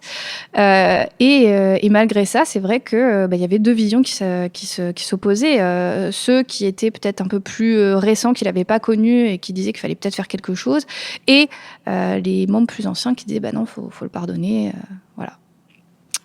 Mais bon, finalement, ce qui comptait quand même plus dans cet assaut-là, c'était qu'on colle aux valeurs de l'association. Donc finalement, même s'il avait un peu peut-être pris dans les caisses, c'était pas trop grave parce que ce qui était grave, c'est qu'avant, il n'était pas participatif, pas transparent, etc. Alors, au sein de WeShare, historiquement, il y avait 4 fondateurs, fondatrices reconnus. Et en fait, ce sont les 4 personnes qui ont contribué à créer le statut juridique de l'association WeShare et qui sont ensuite restées dedans pour développer les activités commerciales. Vraiment. Et par contre, ce qui est aussi un peu marrant, WeShare, c'est que alors je n'y étais pas à la création. WeShare a été créé en 2012, mais au-delà de mes observations, j'ai fait ce qu'on appelle de la ethnographie, c'est-à-dire que j'ai été fouiller tous les posts Facebook des groupes WeShare privés, tous les posts Loomio, les messages sur Slack, etc. Et donc j'ai pu lire un peu tout ce qui se passait, les commentaires de Google Doc aussi, c'est magnifique. Et donc j'ai pu voir qu'il y avait finalement d'autres gens dont on ne m'avait jamais parlé, qui avaient aussi participé à la création de WeShare. C'était un groupe qui était peut-être de 10 personnes, dont on n'en retient finalement que 4. Et donc qui ont participé à la création de WeShare, à l'écriture des statuts, avant que l'orga existe formellement. Mais en fait, par les membres, ils sont pas connus, on redonne pas leur nom dans l'histoire de l'organisation, alors que ça pourrait être aussi des membres fondateurs, fondatrices. Parmi ces 4 fondateurs et fondatrices, l'une est partie vers 2014-2015, il me semble, pour prendre un job de direction d'assaut, donc relativement rapidement. Un second est parti plutôt vers 2016 pour créer un projet entrepreneurial. Le troisième, il est parti en 2018, début 2018, parce qu'il avait créé une entreprise avec le 4e. Donc il n'en reste plus. Eh bien non, il n'en reste plus. Alors après, ça s'est fait petit à petit. Avec chaque fondateur qui partait petit à petit. Mais finalement, le dernier qui est resté, on va l'appeler A. A, c'était quand même vraiment le visage de WeShare. En fait, c'est vraiment, si on devait retenir un fondateur, ça serait lui. Parce que c'est lui qui était à l'origine du projet, grâce à un blog qu'il avait créé pendant ses études. C'est lui qui avait lancé les apéros pour discuter économie collaborative avant que l'asso existe. Donc clairement, s'il devait y avoir une personne qu'on retenait, c'était lui. Et puis vous parliez tout à l'heure du rôle du corbeau. C'était lui le corbeau de WeShare, c'était lui qui avait la vision, etc. Je me rappelle des fois de certains posts où ça me semblait presque mis en scène, mais clairement, il avait un leadership particulier où il cherchait tout le temps effectivement à essayer d'avoir de la prospective, de voir plus loin, de voir plus grand aussi, parce que c'était quelqu'un aussi qui est ambitieux. Donc il avait vraiment une influence particulière sur la communauté. Par contre, du coup, il a aussi toujours divisé. Il était très présent, donc vraiment dans ses prise de parole, il se positionnait un peu comme un leader inspirant. Mais en fait, le truc, c'est qu'aussi, il décidait beaucoup avec des petits groupes restreints de personnes qui ont changé selon les moments de WeShare, les moments de vie de l'organisation. Et aussi, il a beaucoup pris la lumière. C'était aussi le visage de WeShare. Donc, quand il y avait des opportunités de prise de parole, des projets avec des politiques ou des gens importants, il y était beaucoup, des passages télé, c'était aussi beaucoup lui qui y avait. Donc, effectivement, il y avait parfois aussi de la jalousie et il avait dans la communauté autant ses fans que ses détractrices qui lui reprochaient notamment en fait que son comportement ne matche pas toujours avec les valeurs ouvertes de WeShare, justement de transparence, de participation, etc. Et donc moi, quand j'ai démarré mes observations en 2018, c'était le seul fondateur qui restait dans un rôle opérationnel au sein de WeShare parce qu'il participait à l'organe de décision qui pilotait WeShare à l'époque. Alors eux, c'était pas le CODEF, c'était le COPIL. Donc c'était un groupe restreint de personnes qui avait été initié au départ informellement et ensuite qui a été mandaté par la communauté pour piloter le budget. Et puis rapidement, ce groupe, il est aussi venu à se poser des questions sur la stratégie, l'organisation de WeShare. Les autres membres du COPIL, ils gagnaient toute leur vie grâce à WeShare. Et en fait, c'est important parce que dans cette communauté, là, il y a une logique qui s'appelle la duocratie. Et c'est la logique qui prévaut. En gros, l'idée, c'est que le pouvoir, il est concédé surtout quand on fait des choses au sein de l'organisation. Et en particulier, on a un peu plus de légitimité quand même quand on gère des gros projets au sens financier, ou qu'on signe des deals commerciaux. Alors, c'était plus le cas de A depuis quelques temps, mais il avait contribué à ramener les 2 gros projets qui ont vraiment permis à WeShare, dans sa période un peu dorée, de prospérer. Donc là, on a ce fameux COPIL. Donc A travaille dans son entreprise qu'il a fondée avec l'autre fondateur. Il est encore à WeShare parce qu'il vient à ces réunions de COPIL, discuter stratégie, budget, etc. Mais comme je vous ai dit, donc d'abord création informelle, ensuite il a été mandaté. Mais pour en fait que les membres de WeShare acceptent de mandater ce petit groupe, la communauté avait demandé à ce qu'il y ait une rotation des membres. Et à un moment donné, en fait, c'était un moment où il fallait avoir une rotation et a proposé de partir. Alors, il me semble que c'est parce qu'il y avait des personnes qui devaient revenir de congé mat. Et donc, A a proposé de partir et ça a été accepté par les autres membres du COPIL. Mais A, il s'est un peu ensuite tendu. Et l'impression générale que ça a donné dans les conversations informelles qu'on a pu avoir par la suite ou quand on en a débriefé après en off, c'est qu'on a tous eu un peu l'impression qu'il aurait voulu être retenu. Mais sauf qu'en fait, la réalité, c'est qu'il était quand même arrivé à un point où il était plus si légitime que ça dans l'asso. Effectivement, il gagnait plus sa vie, il faisait plus directement des choses pour l'association, pour faire gagner de l'argent à l'association. Et puis aussi, effectivement, même humainement, il était moins apprécié dans la communauté. Il avait un peu cette image où les gens l'appréciaient, enfin pas l'appréciaient, mais l'admiraient. Il avait un peu ce truc d'admiration parce qu'aussi c'était le fondateur, mais oui, il y avait des choses dans les comportements qui n'allaient pas forcément. Aussi, ce qui s'est passé, c'est qu'il a essayé de pousser une vision stratégique de WeShare qui ne convenait pas du tout, notamment aux autres membres du COPIL. Puis il y avait aussi des questions de conflit d'intérêts par rapport à sa nouvelle boîte et à WeShare. Bon, un ensemble en vrai de conflits de valeurs finalement. Et c'est là où ça revient aux questions que j'ai posées tout à l'heure sur l'identité, parce que clairement, entre le fondateur et ce qu'il insuffle au niveau identitaire sur l'organisation, c'est important. Mais dans ces communautés ouvertes, très, très, très souples, comme vous en avez parlé aussi tout à l'heure, c'est vrai que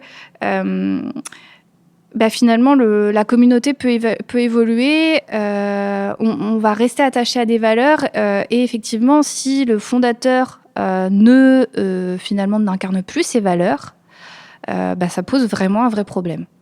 Et là, c'est un peu ce qui s'est passé. Et en fait, une fois qu'il est parti, rapidement, il y a une sorte quand même de soulagement, parce que je pense qu'il n'avait plus vraiment sa place dans le groupe.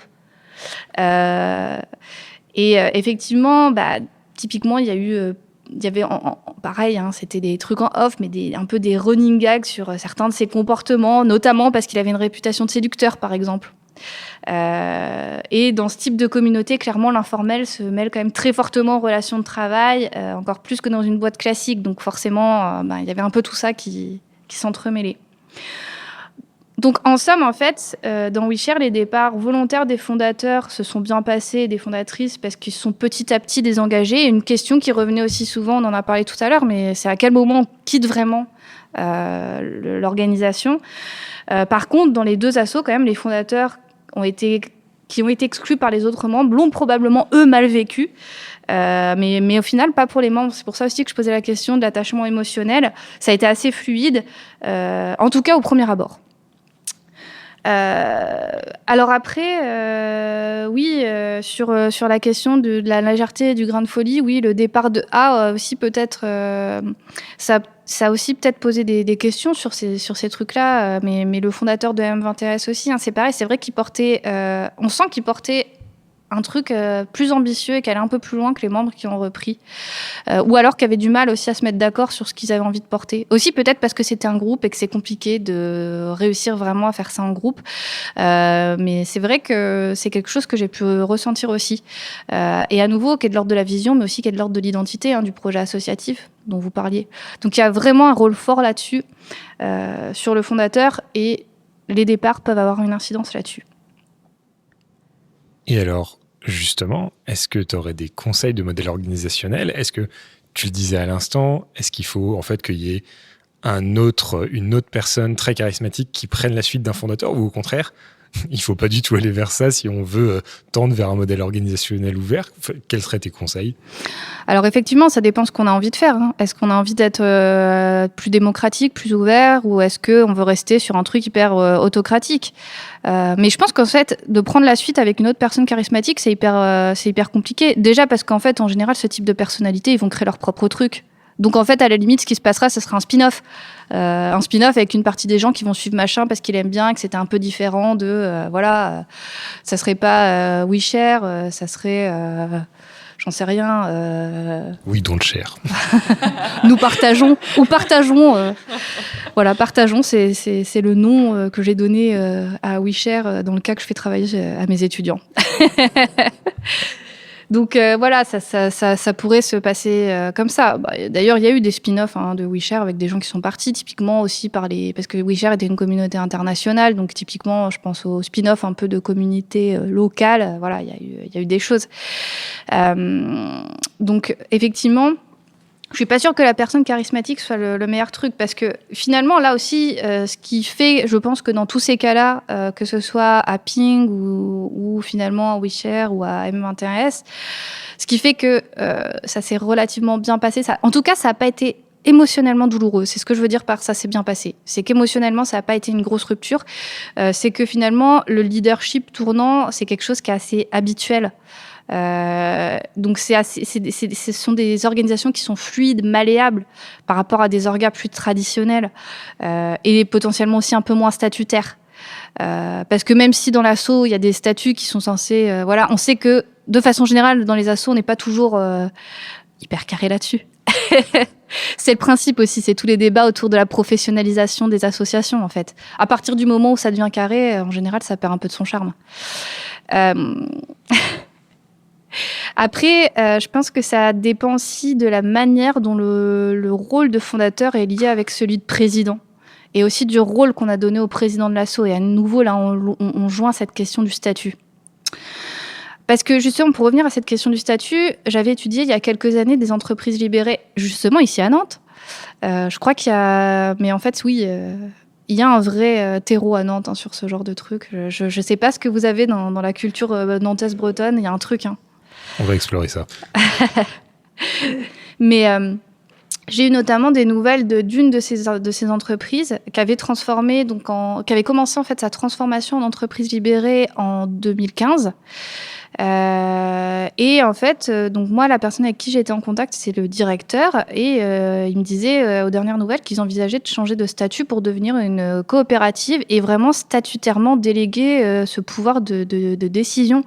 Parce que comme il restait légalement aussi le dirigeant, même s'il avait vraiment, lui, pour le coup, et c'est pas forcément commun, la volonté de partager les responsabilités avec ses équipes, il avait l'impression quand même que son statut à la fois de fondateur et de dirigeant crée finalement... Enfin, c'est un vrai frein aux yeux de son équipe pour être capable de s'en saisir.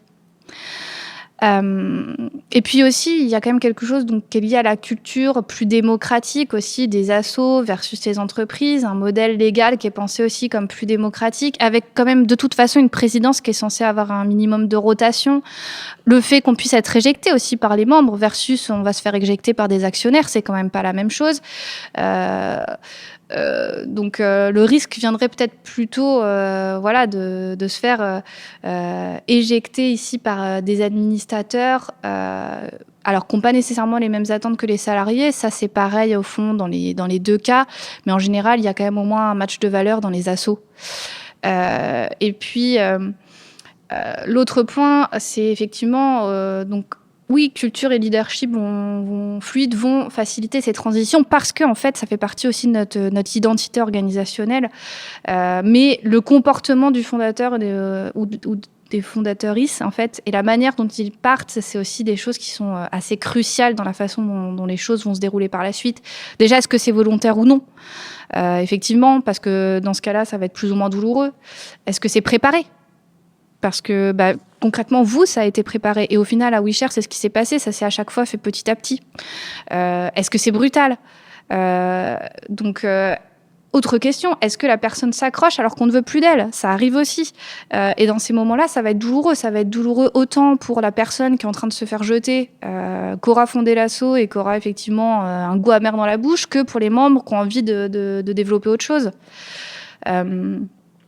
Donc effectivement, et à nouveau, je pense qu'effectivement, les modèles ouverts, en tout cas où on valorise vraiment l'autonomie, la participation, la transparence, ça aide là-dessus parce que finalement, même si on a un visage, on a quand même quelque chose d'un peu plus distribué, d'un peu plus partagé, ne serait-ce qu'en fait des compétences aussi. Typiquement, quand tu disais tout à l'heure, Grégoire, oui, il nous a passé un peu sa vision, Julien. Moi, je crois aussi que peut-être qu'il a contribué à vous faire peut-être monter en compétence sur ce genre de sujet-là. Et alors, pour conclure, finalement, est-ce que, de ton point de vue, les modèles ouverts, les modèles décentralisés, holacratiques, certains disent, sont plus résilients face à ces départs de fondateurs ? J'ai l'impression que ce que tu dis, c'est oui, mais est-ce que c'est bien ça ? Alors, Ils sont plus résilients, mais à nouveau, ça dépend aussi de comment ça se passe et à nouveau de la personnalité du fondateur, parce que la personnalité du fondateur est quand même énormément mise dans l'identité. C'est ce que vous disiez aussi tout à l'heure, on met beaucoup de nous dans ces assos. Donc il y a ça aussi qui compte, mais clairement, ce qu'on peut retenir aussi, je pense, de tous ces récits, et d'ailleurs ça m'amènera à peut-être une question pour vos invités après, mais finalement, en fait, ce qui est important de dire, c'est qu'après le départ, l'influence des fondateurs continue. Il y a un vrai héritage organisationnel qui sont transmis par ces leaders qui va avoir un impact important sur la façon dont évolue l'organisation, d'où aussi mes questions tout à l'heure, sur les valeurs, la culture de l'organisation. De même, effectivement, donc sur son identité, ça peut aussi clairement contribuer à ce qui rend, à façonner ce qui rend aussi l'organisation spécifique, distinctive, ce visage-là. Tout à l'heure, vous évoquiez aussi le truc de il vient dans une réunion avec son t-shirt fuck Google. C'est bête, mais en fait, c'est un élément qui permet aussi de vous identifier, en fait. Ah ouais, c'était qui le gars l'autre fois? C'est le gars de Ping. Ah ouais, il était cool, je vais revenir lui parler. Mais... et l'autre point, et en fait, tu en as un peu parlé tout à l'heure, Grégoire, je me l'étais noté, tu avais parlé des récits cachés, des récits glorieux. Et effectivement, il y a tout le passé mythifié des organisations, tous ces mythes qui sont quand même très liés aux fondateurs. Et c'est vrai qu'il y a plein d'histoires comme ça qu'on entend, et puis qu'on va peut-être parfois aussi réentendre de la part de plein de gens différents. Et ça fonde aussi l'identité d'une organisation. Donc, en fait, ce qui se passe souvent, c'est que lors d'un départ, on va avoir une modification de l'identité de l'organisation, d'où ma question sur les valeurs. Et aussi, je pense que la différence avec les associations, c'est que par rapport à des entreprises où en fait, on va, soyons honnêtes, on peut mettre des valeurs, en général, la valeur première, c'est... l'argent. Profit. Voilà. Tout à fait. C'est vrai que quand on crée une association de base, on crée quand même quelque chose avec des valeurs qui sont différentes et qu'on veut incarner. Parce que même si on peut faire des associations à but lucratif, là on parle aussi particulièrement des assos à but non lucratif, on a vraiment envie d'incarner un truc. Donc ça veut dire que les gens qui sont là de base, il y a un fit avec ces valeurs-là. Et du coup, normalement, on est un peu censé les porter. Même si avec le temps, ça peut être amené à évoluer. Mais justement, c'est aussi peut-être plus fluide. Et justement, là où ça va jouer, c'est qu'il y a aussi une question autour de l'identification en fait, des membres de l'association. Et donc, le départ peut être plus ou moins aussi douloureux selon le comportement du fondateur, parce que ça va aussi jouer sur la façon dont s'identifient eux-mêmes les membres à l'organisation. Et puis aussi, ce qu'on peut voir des fois, c'est qu'on peut avoir des tensions qui vont se fonder sur la manière dont le fantôme, ça a vraiment été conceptualisé, on parle vraiment des fantômes, continue de hanter finalement l'organisation et l'identité, notamment par rapport à la façon dont ce fantôme et ce fondateur va être considéré par les membres positivement ou non. Et en fait, généralement, c'est vrai qu'on peut avoir des périodes de tension avec ce fantôme-là, en particulier. Je pense que c'était très vrai avec A, qui était assez clivant comme personnage. Là, ça n'avait pas l'air d'être le cas de Julien, mais sur un personnage comme A, qui était très clivant, oui, on avait des mythes qu'on lui reconnaissait, mais des mythes positifs et des histoires super moches, en fait.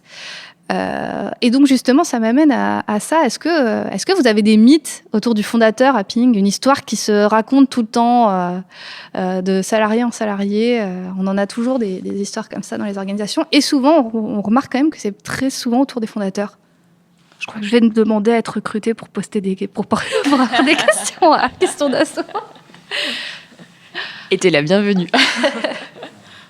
Ça me fait penser à deux choses. Pas forcément des histoires spécifiquement liées à Julien, mais nous, on a une pratique de la documentation beaucoup, comme je disais avant, et du coup, on documente beaucoup de choses, y compris des blagues ou des moments de vie. Et du coup, on les conserve. Et donc, notamment, il y a une affiche qui est derrière, qui est tombée, mais qui est un extrait de ces moments de vie.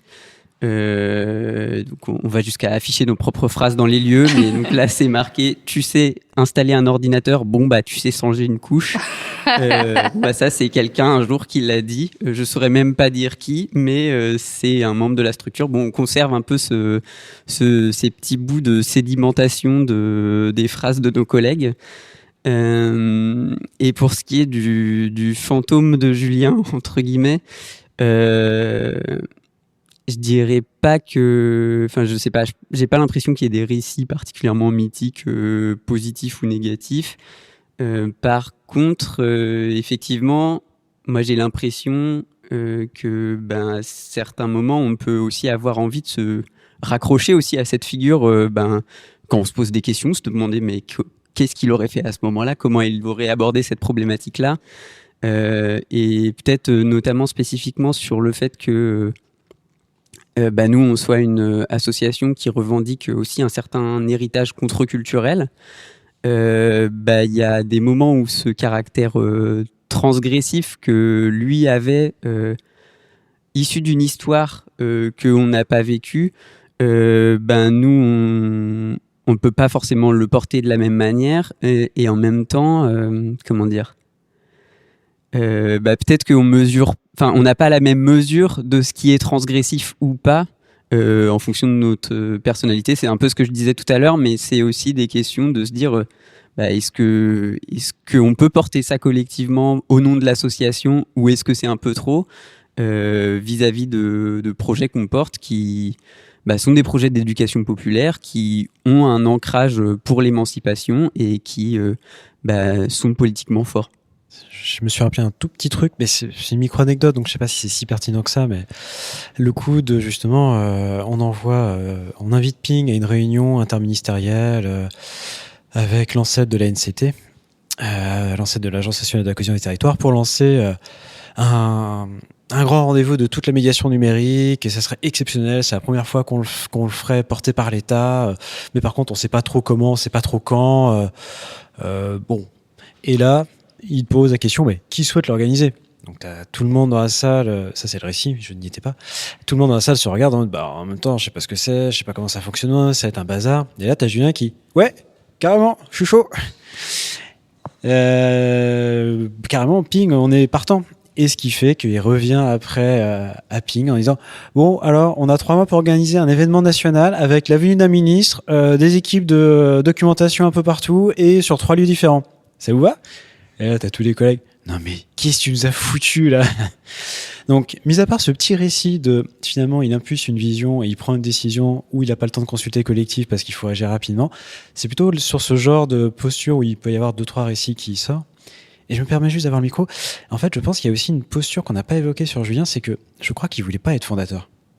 Je crois qu'en fait, il ne voulait pas être la personne sous le spot lumineux et qui reproduisait un peu ce que fait Framasoft en mode déframasoftisons. À force d'être dans la culture libre, il ne voulait pas cristalliser l'attention et il ne voulait pas incarner uniquement seul le projet, et que c'est aussi cette posture de... En fait, pour l'embêter, moi je l'appelais le directeur artistique de Ping. Mais vraiment pour l'embêter, parce qu'il n'était pas directeur et il n'était pas spécialement artistique non plus. Il faisait des magnifiques schémas, mais... Et je pense qu'il y avait aussi ça dans sa nature, dans son trait de personnalité qui était propre, c'est que oui, il a fourni une structure, mais je n'ai pas l'impression qu'il voulait cristalliser la structure autour de lui et qu'au contraire, être sous le spot lumineux, ça l'embêtait plus qu'autre chose et qu'il s'est un peu auto-forcé sur les prises de parole en public des fois. Ce qui lui donnait ses désinvoltures et aussi cette façon de décomplexer. Il n'y prenait pas plaisir. Il n'y voyait pas d'enjeu pour lui personnel dans son ego et donc il y allait un peu plus tranquille aussi, et c'est pas grave si le projet lui échappait. C'est en t'écoutant parler d'agent, je me suis dit, tiens, qu'est-ce qui différencie A de Julien? Et c'est peut-être ça. Bon, là, je suis en train de faire sa psychanalyse. Ça se trouve, il me dira totalement autre chose si on l'interroge. Mais c'est marrant, oui, parce qu'en final, à WeShare, il disait qu'il venait aussi de toute cette culture open source, mais c'était pas A qui amenait la culture open source, c'était un autre des fondateurs, B. Oui, c'est vraiment B en plus. Qui lui a amené cette culture-là open source. Donc, il y a peut-être un truc comme ça. Mais c'est une tension, effectivement, à nouveau, on revient vraiment à la personnalité qui est hyper importante du fondateur parce que ça joue quand même un gros rôle. Si on revient sur le libre, Stallman, il était quand même bien content d'être sous les spotlights. D'ailleurs, c'est un peu pour ça qu'il lui aussi, il est en train de se faire... Enfin, il s'est fait exclure aussi du propre truc qu'il a monté, quoi. Eh ben, merci beaucoup. Merci Méven, merci Grégoire, merci Margot, c'était hyper intéressant. Et comme le disait Karl au tout début, moi j'en suis en plein dedans. et en fait, quand je me dis alors, comment on se positionne nous en tant que fondateurs et c'est vrai que moi c'est quelque chose, en fait, quand j'ai fondé le Mouton avec Irénée, on était donc en deux, on est cofondateurs. Tout de suite, je me suis dit que j'allais rester que 3 ans. Et c'est à chaque fois, donc finalement, bon, ça fait 6 ans, donc ça, c'est une question. Bah, c'est que 2 fois 3 ans. Mais ça fait que 2 mandats. Non, mais c'est toute la question est là aussi. Mais ce qui fait qu'à chaque fois, et donc à chaque renouvellement de mandat, donc là, ça va être le 3e renouvellement, et normalement, je n'en ferai pas partie si tout se passe bien en novembre, mais on s'en reparlera l'année prochaine, peut-être pour faire le bilan et voir comment c'est passé. Mais c'était, toute cette question. Moi, j'ai l'impression d'avoir, ces 6 dernières années, accompagné mon départ. Et du coup, c'est un peu. Voilà, bref, mon départ et celui d'Irénée. Donc après, c'est une autre discussion, et tu l'as dit, Karl, sur quand on est deux, voilà, parce que ça se passe peut-être pas tout à fait pareil quand on est tout seul. Mais bon, donc je vous raconterai ça, et que ça permettra peut-être de faire en miroir, mais c'était hyper intéressant. Merci. Ouais, et je me permets juste de compléter, parce qu'en fait, ce que vous savez pas, c'est qu'on a mangé ensemble avant. mais effectivement, je pense qu'il y a aussi un truc qui est à explorer, mais qui est très genré là-dessus. Et je pense que effectivement, quand on est, je pense que hommes et femmes ne vont pas forcément percevoir ce rôle de la même façon, le vivre de la même façon, et effectivement aussi en tirer voilà la même rétribution sociale. Et effectivement, je pense que il y a clairement un truc qui est lié à ça, parce que clairement, à nouveau, il incarnait beaucoup de valeurs de ce qu'on associe en général à la masculinité hégémonique. Et le fait que toi aussi tu sois en mode bah vas-y, j'ai envie de partir, enfin voilà, c'est pas un sujet quoi, bah ouais, il y a un truc aussi de cet ordre-là. Et redevenir une membre simple, ça, ce qui est aussi un autre sujet, parce que là, c'est vrai, quand on parlait des départs des fondateurs, à chaque fois, à un moment, c'était de partir complètement de la structure, alors que, enfin là, en tout cas, ce qu'on essaye de penser au Mouton, c'est quelque chose d'encore différent, qui est d'être membre, mais juste membre, et de pas prendre part aux décisions, enfin, ce qui est encore autre chose. Je vous dirai si ça a marché ou pas, c'est pas dit. Peut-être que je partirai vraiment complètement pour que ça marche. Du coup, merci beaucoup. Donc, merci d'avoir répondu à nos questions, et surtout, merci à vous de nous avoir écoutés. On espère que cet épisode vous aura plu, et que peut-être que vous avez pris plaisir à l'écouter, que vous y êtes reconnus. Encore une fois, on est preneur de vos témoignages. Vous pouvez nous écrire à hello@question-asso.com, et vous retrouverez de toute façon toutes les précisions dans la description de cet épisode. Et pour rappel, vous pouvez nous suivre sur votre plateforme de podcast préférée, toujours les mêmes, donc SoundCloud, Spotify, Deezer, Apple Music, Google Podcast et Peertube. Maintenant, on est obligé de le dire, surtout chez Ping. Et vous pouvez également vous abonner à la newsletter pour ne manquer aucun épisode. Et cet épisode a été réalisé avec le soutien de la Maïf et de la Métropole de Lyon. Et c'est aujourd'hui Guillaume Desjardins de Synchrone TV qui était à la réalisation. La jolie musique que vous allez maintenant entendre est l'œuvre de Sound of Nowhere. Merci de nous avoir écoutés, et rendez-vous le mois prochain pour un nouvel épisode de Questions d'Asso.